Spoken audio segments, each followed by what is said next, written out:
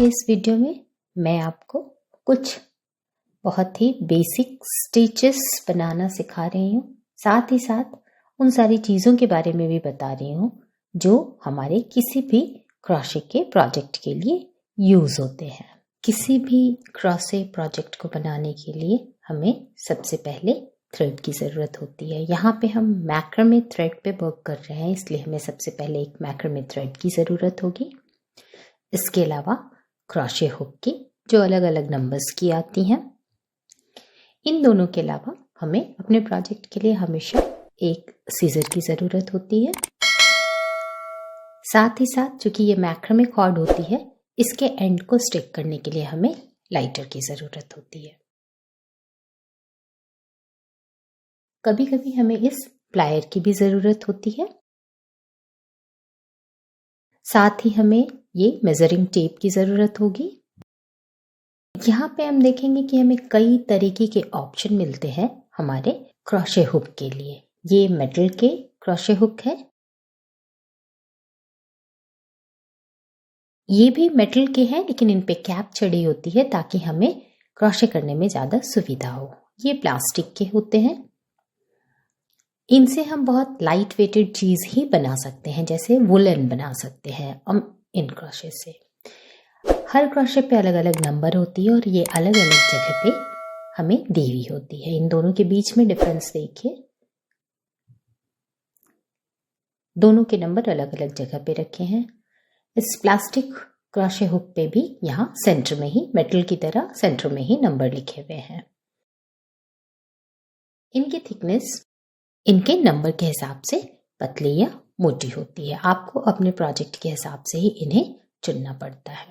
किसी भी प्रोजेक्ट को बनाने के लिए सबसे पहले हमें एक फंदे की ज़रूरत होती है जिसे हम स्लिप नॉट कहते हैं। उसे बनाने के लिए सबसे पहले हमें इस तरीके से एक राउंड बनानी पड़ेगी, क्रॉस करते हुए नीचे की तरफ से थ्रेड को क्रॉस कराना पड़ेगा और एक लूप इस तरीके से निकाल लेते हैं। इसे थोड़ा खींचकर टाइट कर लेते हैं तो ये फंदा ही हमारा बेसिक नॉट बनता है। वापस एक बार बनाकर देखिए, क्रॉस कीजिए, धागे को नीचे लेकर आइए और फिर अपने क्रोशे हुक के हेल्प से यहाँ से एक लूप निकाल लीजिए। ये हमारा स्लिप नॉट तैयार है और इसी फंदे को लेकर ही हम अपने बेस के चेन्स बनाएंगे, जो सबसे ज़रूरी चीज़ होती है। चेन्स बनाने के लिए हुक पे हमें एक फंदा लेना होता है और पहले से जो फंदा हमारे हुक पे है उसके अंदर की तरफ से इसे इस तरीके से निकाल लेते हैं। ये इसी तरीके से चेन बनता जाएगा और हमें अपने हुक पे एक फंदा लेना है और पहले से जो फंदा हमारे हुक पे है उसके अंदर की तरफ से खींचकर बाहर निकाल देना है। ये हमारा यहाँ पे चेन तैयार है। ये हमारे फाउंडेशन स्टिचेस होते हैं, इन पे ही हमारे सारे प्रोजेक्ट्स बनते हैं। अब हम यहाँ पहला स्टिच सीखेंगे जिसे हम सिंगल क्रोशे कहते हैं। उसे बनाने के लिए भी हमें सबसे पहले अपने स्लिप नॉट से फंदे को तैयार करना है, कुछ चेन्स बनाने हैं। जब हमारे ये चेन्स रेडी हो जाएंगे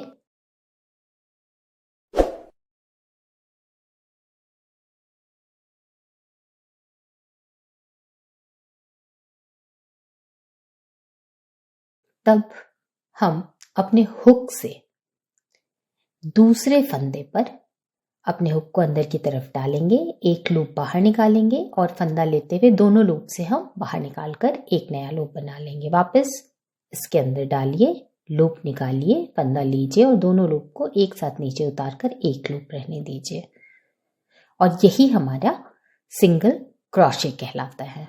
वापस एक लूप अंदर डालकर निकालिए, दोनों लूप को एक साथ नीचे उतारकर वापस एक लूप बना लीजिए।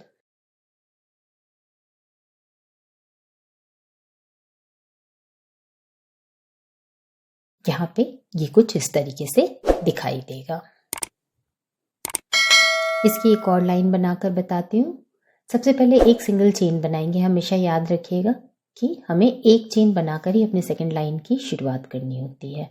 पहले चेन के नीचे से हम एक लूप निकालेंगे और दोनों लूप जो हमारे क्रोशे पे है उससे क्रॉस करते हुए एक सिंगल लूप निकाल लेंगे। जैसे हम पहले वाले लाइन पे कर रहे थे सेम वही करेंगे। चेन के अंदर से एक लूप निकालेंगे और फिर अपने क्रोशे के दोनों लूप को नीचे उतारकर उसे एक लूप में कन्वर्ट कर लेंगे।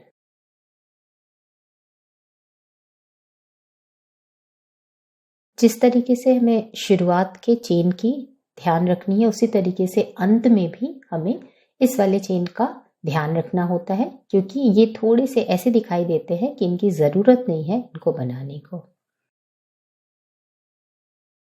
यहाँ पे ये तैयार हो गया है। दूसरा स्टिच जो अब हम बनाने जा रहे हैं वो है डबल क्रोशे। उसके लिए भी हम सबसे पहले एक स्लिप नॉट बनाएंगे। वापस इसमें भी कुछ चेन्स हम बना लेंगे जो हमारे फाउंडेशन स्टिच का काम करे।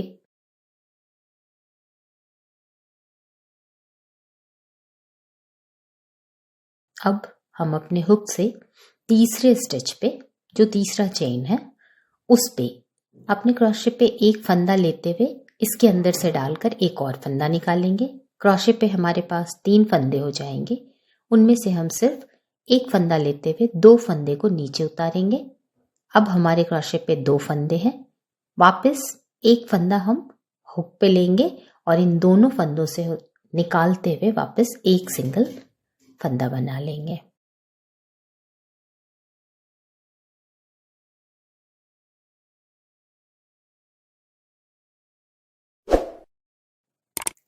यही प्रोसेस हम सारे चेन्स पे करेंगे।